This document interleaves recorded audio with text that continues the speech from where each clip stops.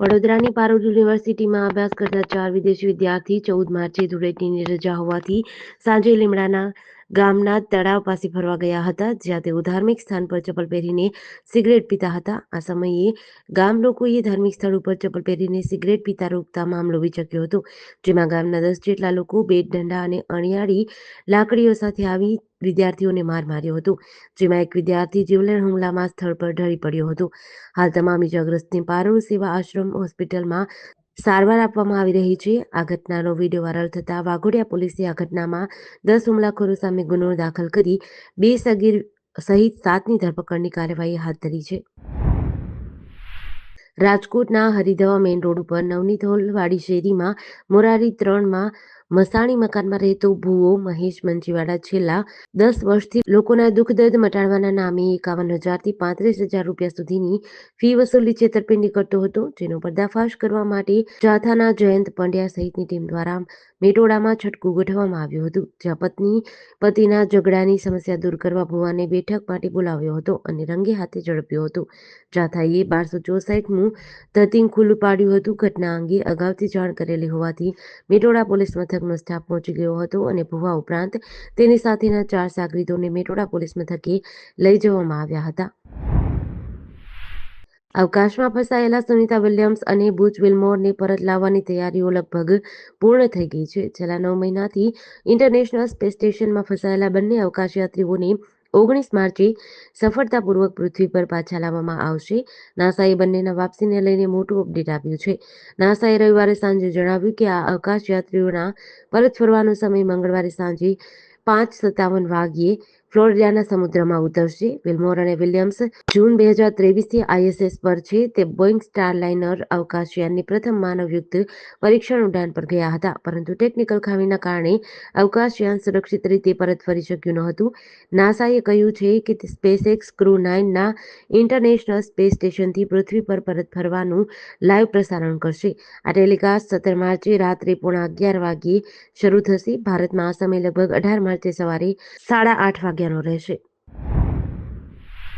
સુરતના પૂણા શાકભાજી માર્કેટમાં ₹500ની નકલી નોટો વટાવવા જતા 2 આરોપીઓને પકડી પાડ્યા છે. પોલીસે કુલ 9,000 રૂપિયાની ડુપ્લિકેટ નોટો જપ્ત કરી છે. આરોપીઓ ₹500ની નકલી નોટો બજારમાં વટાવવાનો પ્રયાસ કરી રહ્યા હતા, જેની જાણ પોલીસને થતાં એસઓજીની ટીમે તરત જ કાર્યવાહી કરી હતી. ફેક કરન્સી અને એક આરોપી સુરેશ પશ્ચિમ બંગાળના બાંગ્લાદેશ બોર્ડર નજીકના માદા વિસ્તારથી જોડાયેલો છે. સુરેશની સામે પહેલાથી એનઆઈએ દ્વારા 3 કેસ દાખલ કરાયા છે, જે ગંભીર ગુનાખોરી સાથે સંકળાયેલો હોઈ શકે છે. પોલીસે ₹500ની બનાવટી ચલણી નોટો સાથે 2 આરોપીને ઝડપી પાડી એકને હજુ વોન્ટેડ જાહેર કર્યો છે. પોલીસે કુલ ₹1,25,330ના મુદ્દામાલ સાથે આરોપીઓને પકડી પાડી કાર્યવાહી હાથ ધરી છે. ભરૂચમાં એક કરુણ ઘટના બની છે. નગરપાલિકાના વોર્ડ નંબર 6ના બીજેપી કોર્પોરેટર વિશાલ વસાવાનું જર્જરિત મકાનની મોબ તૂટી પડવાથી મૃત્યુ થયું છે. ગઈકાલે રાત્રે લગભગ 12:30 વાગ્યે આ દુર્ઘટના થઈ હતી. વિશાલ વસાવા અને તેમના પત્ની અમિતા વસાવા જુમા મસ્જિદની સામે આવેલી પાયોનિયર સ્કૂલ નજીકના તેમના વર્ષો જૂના મકાનમાં સૂવા ગયા હતા. અચાનક મકાનની લાકડાની મોબ અને કાટમાળ ધરાશાયી થયો. આ ઘટનામાં દંપતી કાટમાળ નીચે દબાઈ ગયા. ઘટનાની જાણ થતાં જ પાલિકાના ફાયર બ્રિગેડની ટીમ તાત્કાલિક દોડી આવી બચાવ કામગીરી બાદ બંનેને ભરૂચ સિવિલ હોસ્પિટલે ખસેડાયા. વિશાલ વસાવાની મોં અને છાતીના ભાગે ગંભીર ઈજાઓ થઈ હતી. હાજર તબીબે તેમને મૃત જાહેર કર્યા હતા.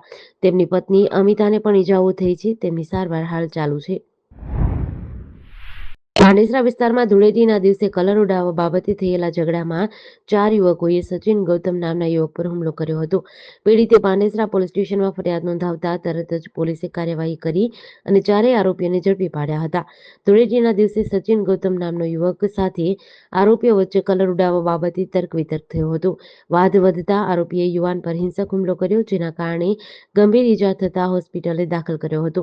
ઘટના બાદ યુવકે પાંડેસરા પોલીસ સ્ટેશનમાં ફરિયાદ નોંધાવી હતી, જેના આધારે પોલીસે આરોપીઓની શોધખોળ કરી ઘટનાનું રિકન્સ્ટ્રક્શન કૈલાસનગર વિસ્તારમાં કરી વધુ તપાસ હાથ ધરી હતી. ગુજરાતના 33 જિલ્લાના આરોગ્ય કર્મચારીઓએ આજથી અચોક્કસ મુદતની હડતાલ જાહેર કરી છે. આ હડતાલમાં MPHW, FHW, MPHS, FHS તેમજ ટીએચએસ, ટીએચવી અને જિલ્લા કક્ષાના સુપરવાઇઝર સહિતના કર્મચારીઓ જોડાયા છે. ગુજરાત આરોગ્ય કર્મચારી મંડળના પ્રમુખ રણજીતસિંહ મોરીના જણાવ્યા અનુસાર કર્મચારીઓની મુખ્ય માંગણીઓમાં ટેકનિકલ કેડરમાં સમાવેશ અને ગ્રેડ પે વધારવાનો સમાવેશ થાય છે. એમપીએચડબલ્યુ અને એફએચડબલ્યુ કર્મચારીઓનો વર્તમાન ગ્રેડ પે 1900 છે, જેને વધારીને 2800 કરવાની માંગ છે. એફએચએસ કર્મચારીઓનો ગ્રેડ પે 2400થી વધારીને 4200 કરવાની માંગ છે. કર્મચારીઓની અન્ય મહત્વની માંગમાં ખાતાકીય પરીક્ષા રદ કરવાનો મુદ્દો છે. તેઓનું કહેવું છે કે તેઓ ફિલ્ડ સર્વેલન્સ વર્કર છે અને પ્રમોશન માટે આવી પરીક્ષાની જરૂર નથી. જો પરીક્ષા લેવી જ હોય તો તે આરોગ્ય વિષયક હોવી જોઈએ, જનરલ નોલેજની નહીં. આણંદ જિલ્લાના વાસદ નજીક મહીસાગર નદી પાસે એક મોટી દુર્ઘટના ટળી છે. અમદાવાદ-વડોદરા એક્સપ્રેસ વે પરથી પસાર થતી દાડમ ભરેલી આઈસરમાં આગ લાગી હતી. ઘટનાની જાણ થતાં જ આણંદ ફાયરનો કાફલો દોડી આવ્યો હતો. ફાયર ઓફિસર ધર્મેશ ગોરના માર્ગદર્શન હેઠળ ટીમે તાત્કાલિક કાર્યવાહી શરૂ કરી હતી. ફાયર ફાઇટર પ્રદીપસિંહ સોલંકી, મહેન્દ્રસિંહ રાઠોડ અને પ્રદીપ પરમાર સહિત 3 ટ્રેની ફાયરમેન તુરંત ઘટનાસ્થળે પહોંચી ગયા હતા. ફાયર બ્રિગેડની ટીમને પાણીનો મારો ચલાવી આગ પર કાબૂ મેળવ્યો હતો.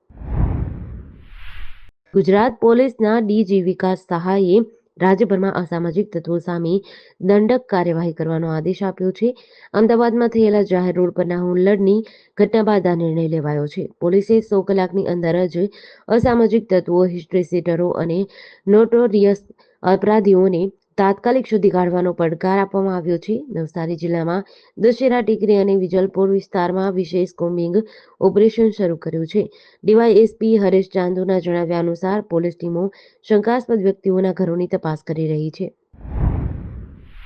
લુણાવાડા શહેરમાં રખડતા ઢોરની સમસ્યા વિકરાળ બની છે. શહેરના સોનીવાડ 3 રસ્તા પર 2 સાંઢ વચ્ચે થયેલી લડાઈએ એક પાર્ક કરેલી મોટરસાયકલને પાડી દીધી હતી.